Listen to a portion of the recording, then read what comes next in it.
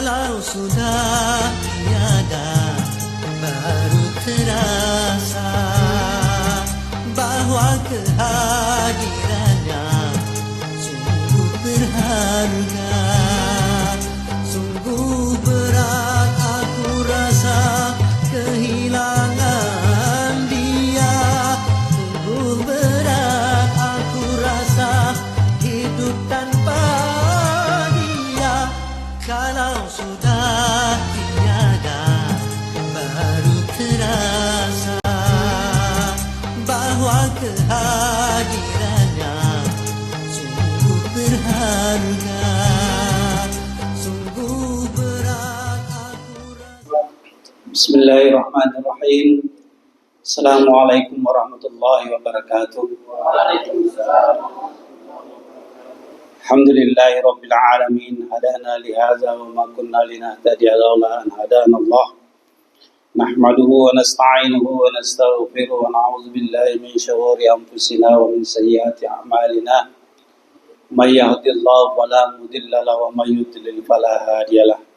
Asyhadu an la ilaha illallah wa asyhadu anna sayyidina Muhammadan abduhu wa rasuluh.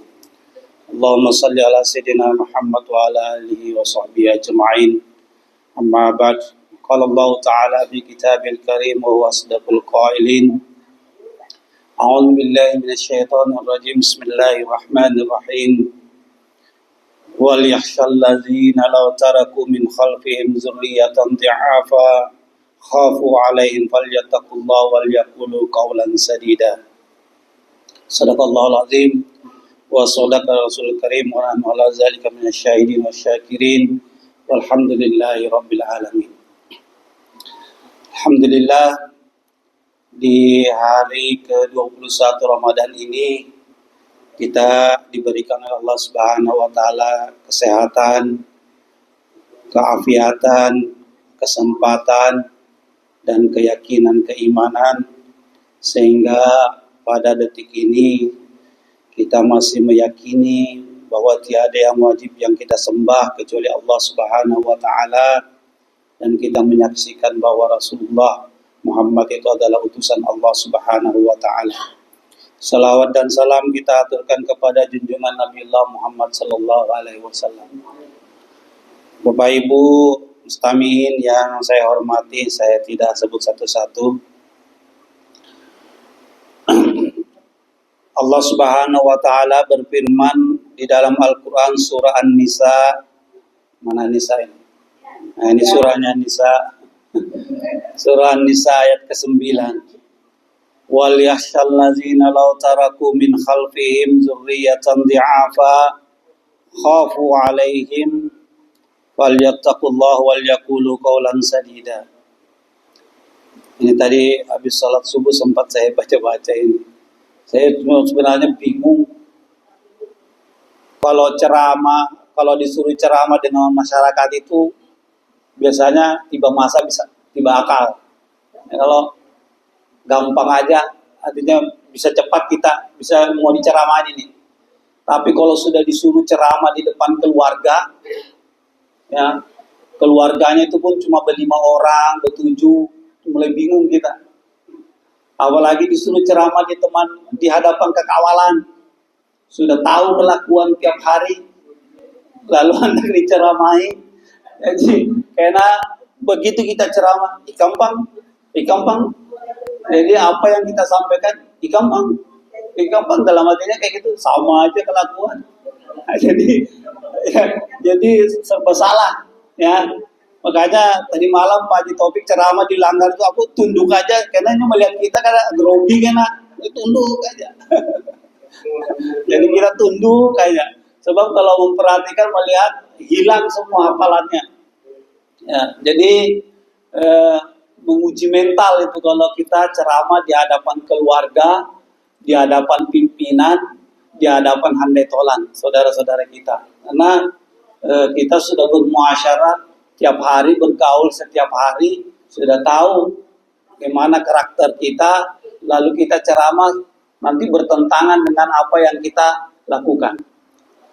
Mustami'in yang berbahagia, ayat surah Nisa tadi itu mewanti-wanti kita. Ya Allah memperingatkan kepada kita, terutama yang sudah berkeluarga atau yang akan berkeluarga. Ya, sudah berkeluarga atau akan berkeluarga, kan ada dua itu.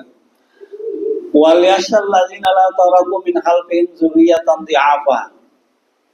Hendaklah kita itu khawatir kalau kita nanti meninggalkan generasi yang lemah, dzurriyyatan dhi'afa. Jadi kita harus mempersiapkan diri kita, bentuk keluarga kita untuk mempersiapkan generasi kita menghadapi tantangan yang jauh lebih berat daripada yang kita hadapi. Jadi persiapkanlah dirimu dan keluargamu untuk menghadapi masa depan yang tantangannya lebih berat. Ya kita rasakan sudah sekarang ini, ya kan? Kita yang sudah berkeluarga atau yang belum juga merasakan betapa tantangan hidup itu. Sehingga dengan menghadapi tantangan itu berbagai macam karakter manusia menghadapinya.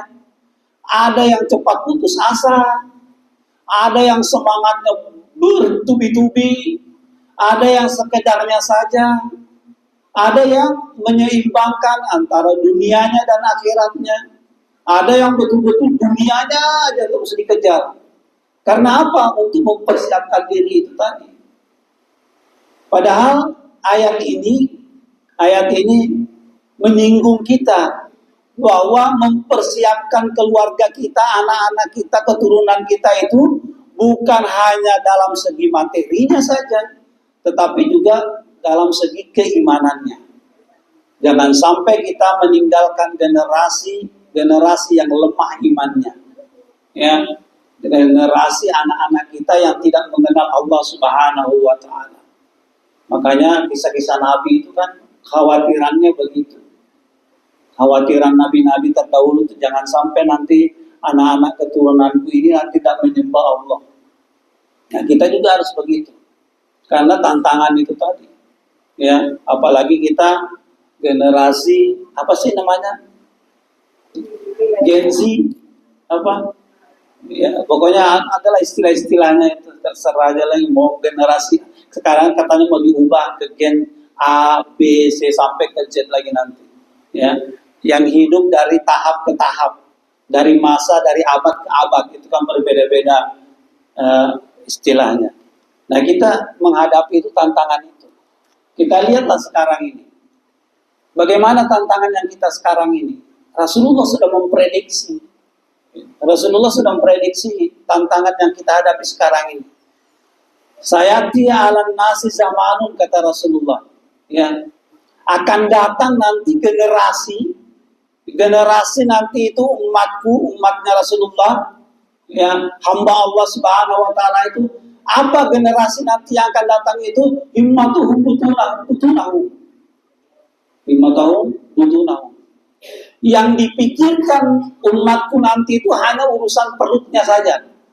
Nah, ya. Jadi ada nanti generasi, kata Rasulullah, zamannya nanti yang dipikirkan itu hanya urusan perut. Sekarang ini kita sudah rasakan ini. Ya, prediksi Rasulullah itu yang kita rasakan sekarang ini. Sekarang ini salah sedikit kita kan, kalau ngomong-ngomong sedikit masalah urusan perut itu. Ya, baru jam 9 pagi kita buka puasa apa ya? Kita makan apa ya? Ya kan? Padahal masih jauh tuh. Masih jauh kita mau buka puasa.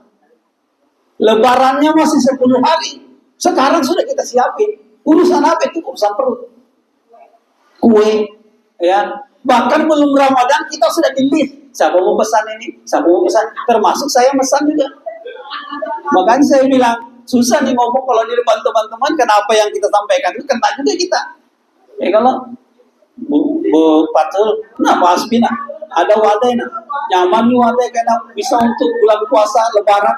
Umpat juga kita berpesan Pak 55.000 wadah kacang. Padahal Ramadan belum masuk itu. Iya, yang kita pikirkan sudah urusan perut. Betapa itu kita manusia, analisanya Rasulullah itu kena. Berarti analisa Rasulullah itu ya zaman kita ini sudah Ya kan? Yang kita pikirkan tuh urusan perut sudah.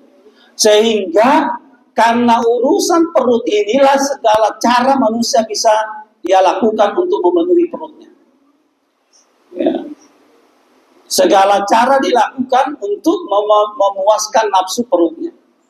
Mau halal, mau haram, antara halal atau haram diaduk. Pokoknya yang penting dapat duit untuk perut. Ya. Dan agamanya kata Rasulullah dinar. Agamanya itu uang. Jadi sudah perutnya urusan perut makan dipikirkannya. Yang diyakininya keyakinannya duit aja lagi dalam pikirannya. Tidak ada lagi urusan zikir, tidak ada lagi urusan tasbih, udah ada lagi urusan itu dan sebagainya. Urusan zakat, urusan tidak ada. Yang dia ada keyakinannya adalah uang. Sekarang kita kan begitu aja. Coba kita rasakan lah. Terlambat remote, ribut kita kan? Terlambat uang transport, gimana ini belum masuk transportnya? Ya kalau terlambat uang makan, ribut sudah kita. Ya kalau THR yang lain sudah masuk, kita belum. Apa ini belum datang ini? Bertahun lagi? Apa aja sudah kan? Sudah kayak ini. Coba gitu, kita kan kayak gitu sekarang sudah itu. Berubah. Kalau orang tua dulu tuh tidak pernah ribut tentang itu, karena memang tidak ada istilah THR bahari kali. Ya, tapi kita sekarang enggak. Yang kita pikirkan tuh keyakinan yang ada dalam otak kita, di perut kita tuh uang isi perut, uang makan. Ya. Sehingga sekarang ini kan coba baca kejadian-kejadian yang ditangkap Crazy Rich lah istilahnya ya. Crazy itu gila, rich itu kaya. Artinya itu orang kaya besar, orang kaya beneran. Boleh diartikan orang gila kaya, tapi yang diistilahkan itu crazy rich itu artinya orang yang super kaya. Apa yang dilakukan? Wah, kita sanjung-sanjung dia, wah hebatnya dia kaya masih muda. Tapi apa ujung-ujungnya? Tersangka. Karena caranya mendapatkan kekayaan itu sudah berbagai cara. Ya, di Makassar, coba lihat di Makassar ada ibu. Saya tidak usah sebut banyak, kita tahu semua. Penuh emas badannya, pamer, bukan main itu, kemana-mana. Oh, pokoknya ada bunda kita, bunda emas, miliaran uangnya. Apa yang terjadi? Pemalsuan merkuri, alat kecantikan, tangkap. Ya, di Surabaya kekayaannya luar biasa, triliunan. Ternyata apa? Pemalsuan emas. Iya kan? Pemalsuan emas. Hukumannya berapa tahun? 15 tahun dia kena. Ya. Di mana? Di Malang. Bukan main kayaknya, mobilnya banyak, macam-macam mereknya. Tapi apa ternyata? Ternyata dia investasi bodong. Semua orang lakukan sekarang ini crazy rich itu untuk memenuhi kebutuhannya. Nah kita ini manusia yang biasa-biasa ini kadang-kadang sudah ya itu tadi mengagung-agungkan. Makanya saya itu kadang-kadang ada orang mengidolakan ini, ujung-ujungnya tersangka itu. Jadi saya bilang hati-hati aja, ya, jangan terlalu terpesona. Karena kenapa dia bisa begitu? Itu ada tanda tanya. Kenapa dia tidak ada usaha kok tiba-tiba layak, tiba-tiba begini? Ya, kita yang merintis dari nol ibaratnya ya, bekerja begini aja, ya kekayaannya ya gitu-gitu aja. Padahal kita punya penghasilan tetap, ya, kan tidak bisa. Kenapa orang bisa langsung kaya mendadak? Tanda tanya. Ada sesuatu yang dia lakukan yang pasti tidak sesuai dengan prosedur. Nah, ya kan? Di Balikpapan baru-baru ditangkap anak muda kaya, mantan anggota Polri. Ya, membeli, dia akan menjadi manajernya Persiba karena Persiba promosi ke Liga 2. Ya, dia akan beli. Kayaannya sampai hampir triliunan lah. Penghasilannya sebulan miliaran. Apa yang terjadi? Ternyata bandar narkobanya di Kaltim. Ya kan? Jadi orang sekarang gila untuk urusan agamanya itu uang, yang dipikirkan urusan perut. Nah, kita sudah sekarang ini karena image-nya begitu sehingga saling menilai. Dengan mudah juga kita sudah menilai. bergeser cara pemikiran kita, ya, bergeser pada pemikiran, sehingga kita mudah menjustifikasi orang lain, ya. Selalu sudah kita membanding-bandingkan diri kita dengan orang. Wah, dia kaya kok saya enggak. Saya kan senior dari dia. Oh, saya kan lebih banyak kerja. Saya kan lebih banyak usaha. Kok kaya dia daripada saya? Jangan-jangan. Oh, saya kan ilmu saya lebih tinggi. Ibadah saya kan lebih hebat. Kok dia lebih dihormati? Kita sekarang larinya kayak gitu tuh. Di hati kita tuh selalu muncul sudah. Makanya analisa Rasulullah itu luar biasa. Makanya kata Gus Dur, pernah baca bukunya Gus Dur, jangan mudah menilai. Engkau menilai seseorang dengan gampangnya mengatakan, dia tidak tahu terima kasih. Ya kan, kadang-kadang kita bilang, dia itu tidak bisa terima kasih. Padahal kita yang memberi tidak ikhlas. Nah, gitu kata Gus Dur kan. Dengan gampangnya kita mengatakan orang tidak bisa berterima kasih. Sebenarnya kita yang yang tidak ikhlas memberi. Kadang kita bilang, alimnya sok alim dia, sok pintar dia, sok alim ibadahnya gini soal. Padahal kenyataannya kita yang banyak dosa. Itu kata Gus kan mengingatkan begitu. Kita menilai, sok alim dia, soalnya ngajinya banyak kayak gini. Padahal kita yang banyak dosa. Ya. Apalagi yang bilang Gus Dur, pelit dia. Pak Asmi itu pelit, pelit. Padahal apa yang terjadi? Dia yang selalu minta bantuan. Kita yang selalu minta mau dibantu. Jadi kita gampang nilai, Mas Danan pelit betul. Padahal kita yang selalu mau dibantu terus. Kita menjustifikasi orang lain pelit, padahal kita yang mau dibantui terus. Lalu kita menilai, pelit padahal kita yang selalu. Ya. Cerewetnya kamu bukan main, cerewetnya ini, cerewetnya. Padahal kita yang kaku. Ya, kita yang kaku dengan aturan. Kita menilai orang lain cerewet, padahal kita yang kaku. Nah, itu Gus Dur itu kalimat-kalimatnya kalau kita baca, ada bukunya itu, kumpulan anunya Gus Dur, nasihat Gus Dur, luar biasa. Saya kalau baca itu, ini kok ucapannya Gus Dur ini kena terus kita ini. Ya, hebat dia analisanya sangat baik. Jadi kembali ke awal. Jadi persiapkanlah diri kita, generasi kita untuk menghadapi masa depan. Kekuatan keimanan, kekuatan materi. Jangan juga hanya imannya aja, materinya enggak. Sebab kalau sudah uang tidak ada, nah itu tadi ya. Apa kata pepatah yang mengatakan? Tidak punya uang rasanya mati. Kayak orang mau mati ya. Gimana tuh? Ada saya lupa itu pemeonya itu ada. Ya. Uang tidak dibawa mati, tapi tidak punya uang rasanya mati. Nah, kayak gitu ya. Uang tidak dibawa mati, tapi tidak punya uang rasanya mati. Ini kan kita gitu kan, ibarat HP kita ini casannya itu masih ada 50%. Kita sudah mulai kalang kabut. Adalah kita merasa kayak gitu. Casan HP kita itu masih 65%. Aduh, mau habis sudah casan. Nah, itu kondisi kita itu sekarang ini begitu kondisi. Ya, jadi persiapkan. Bagaimana caranya mempersiapkan generasi kita dengan baik? Ya, lihatlah surah Ar-Rum ayat 21 ya. Ya, surah Ar-Rum ayat 21. Bentuklah keluarga yang sakinah, mawaddah, warahmah.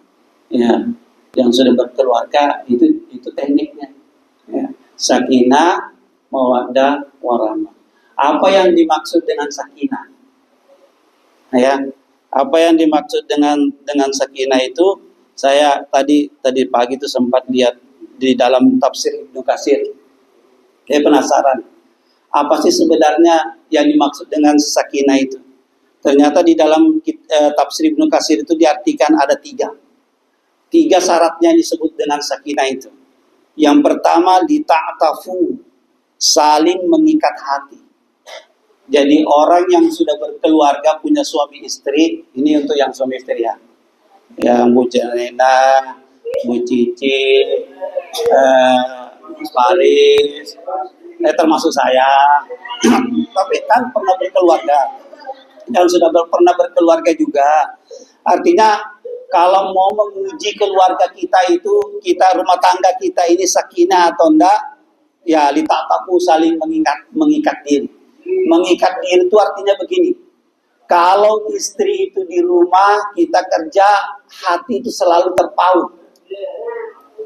Ada bilang orang, kalau dia tiba-tiba minum batuk, dipandiri lawan bini tuh. Kan ada kayak gitu kalau ada lagi makan keselak, dipandiri sama bini atau sama laki. Selalu ada kesalahan, selalu ada keterikatan. Ya, jadi selalu ada ikatan batin. Kalau ada apa-apa dengan istri kita, langsung ada perasaan lain. Nah, itu orang lagi sakinah itu rumah tangganya. Yang kedua, tamilu ilaiha, condong kepadanya. Walaupun bagaimana wanita cantik, walaupun bagaimana dia lihat perempuan cantik, muda, cantik dan lain sebagainya, ganteng, gagah, tapi hatinya selalu ke bapaknya. Condongnya selalu ke bapaknya.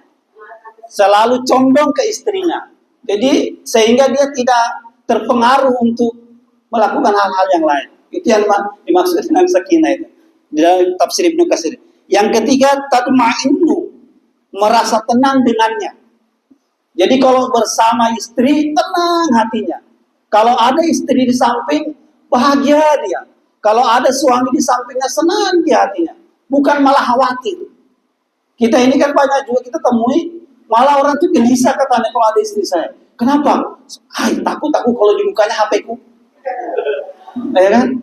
Kalau dia baring-baring, HP itu disembunyi-sembunyiin. Ya, ditaruh di bawah pantat. Padahal sudah getar itu, di silent sudah. Tapi kekhawatirannya sangat tinggi. Nah, itu belum tentu sakinah lagi itu kalau menurut tafsir ini. Jadi dia merasa tenang kalau bersama pasangannya. Dia jalan kemana-mana dengan pasangannya, dia merasa bangga. Ya, dia merasa bangga kalau jalan dengan suaminya. Makanya begitu dia jalan, tangannya dipegang, yang laki-laki dirangkul. Itu yang sering saya ungkapkan di ruang sidang. Ya, ketika haram bukan main rangkulannya. Wah, naik motor itu ditariknya itu tangan perempuan. Saya sering naik motor. Ini pacaran ala ini. Ditariknya itu tangan yang laki-laki, yang perempuan itu supaya merangkul. Ya, itu orang pacaran kata Eko. Begitu nanti kalau sudah suami istri baru mau dipegang sama suaminya, istrinya geli sudah. Ya, mungkin lihat jangan, tak enak dilihat orang. Padahal waktu pacaran maka peluk-pelukannya itu kan main waktu masih haram. Begitu halal tak pernah sudah tidak mau. Itu saya sering ungkapkan di ruang sidang. Ya, sehingga rasa ketenangannya itu tidak ada. Jadi orang yang suami istri merasa tenang dengan pasangannya. Ya, makanya jagalah yang sudah berkeluarga, ciptakanlah keluarga sakinah. Yang belum silakan mikirkan bagaimana cara membentuk keluarga yang sakinah mawaddah warahmah. Ya, kalau ada persoalan bicarakan dengan baik, komunikasikan dengan baik. Ya, itu yang saya ungkapkan di ruang sidang. Untuk membentuk keluarga yang sakinah itu tabadulus sikati, tabadulus taukir, tabadulus nasihat, saling mempercayai, saling menghargai dan menghormati, kemudian tabadulus nasihat, komunikasi. Jadi orang suami istri itu supaya sakinah, tabadulus sikati, saling mempercayai dulu, tabadulus taukir, menghormati dan menghargai. Tabadulun nasihat, komunikasi. Jangan diam-diaman. Ya, kalau ngambek sama suami jangan diam. Ngomong apa yang masalahnya. Ya, kalau nggak suka sama istri, ngomong apa masalahnya. Jangan ngambek. Ya, jangan ngambek. Ada ceritanya itu begini. Orang itu sudah cerai talak. Tapi itu masih masa iddah sih, masa iddah. Baru saja putus. Ya, baru saja ikrar dia talak, berpisah rumah dia, ya, tapi rumahnya tidak terlalu jauh, satu RT, cuma berbeda tempat, ya. Begitu malam-malam suaminya kangen sama istrinya yang sudah ditalaknya tadi. Habis itu ditelepon lah, Dek, lagi di mana? Di rumah. Kenapa? Aku kok kayak kangen kamu. Alasan aja kangen. Pura-pura aja. Iya, kangen aku. Begini aja bilang. Kamu tuh kan sudah menyakiti hatiku. Gitu ya. Coba kamu ke dapur. Ke dapur. Ambil gelas. Ya kan? Ambil gelas. Terus untuk apa? Ambil aja gelas.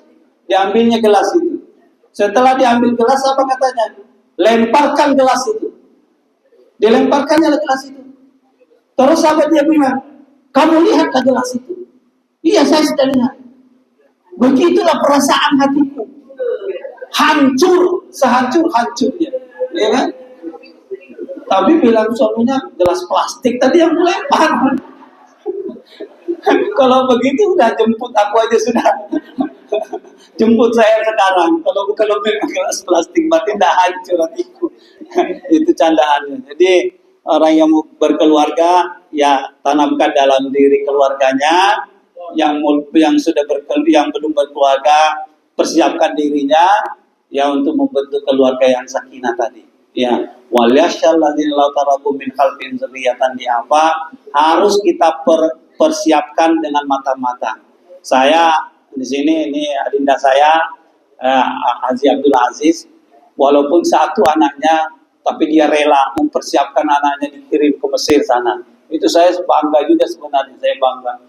Anak satu-satunya semata wayang ya, tapi mau dia korbankan perasaan dan kangennya untuk mempersiapkan anaknya untuk sekolah jauh-jauh. Itu sama di lingkungan keluarga kita, bagaimana mempersiapkan masing-masing keluarga kita untuk menghadapi masa yang akan datang. Saya kira itu yang penting poinnya untuk kita, untuk saya dan teman-teman semua. Kita persiapkan diri kita, keluarga kita untuk menghadapi tantangan yang jauh lebih besar daripada yang kita hadapi sekarang.